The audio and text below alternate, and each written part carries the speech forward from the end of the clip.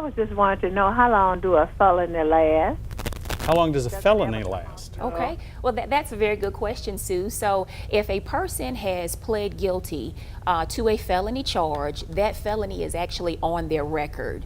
If they were charged with a felony and they went to trial and they might have been acquitted, meaning they were found not guilty, then of course that felony is there as an arrest, but they did not take any of the punishment because they were found not guilty. But a felony, once you either enter into a guilty plea or you've pled guilty, is on your record.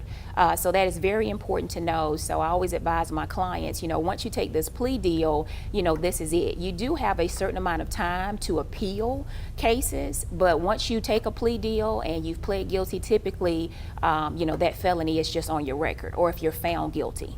Well, talking about the record, we hear a lot about expungement. What's that all about? Well, I wanted you to talk about that and explain to our viewers what expungement is, and it's very limited still in Alabama. I know there's been some efforts done at the legislature to work on expungement and broaden it, but will you talk to our viewers just for a minute about what the concept of expungement is? That's right, I sure will, Ken. That's a very, very good question. So expungement laws, as Ken stated, are very, very narrow. They're not very broad-based in Alabama yet, but when a person can apply for an expungement, and it's only under certain circumstances. So if your case was dismissed or null-prossed, you can apply for an expungement. If you enrolled in and completed some type of pretrial diversion, and pretrial diversion in Alabama is going to be something that relates to drug court, or maybe you enrolled in something called mental health court, and at the completion of that, your case might have been dismissed or null-prossed. Or if you took your case to trial and you were acquitted of the charge or found not guilty,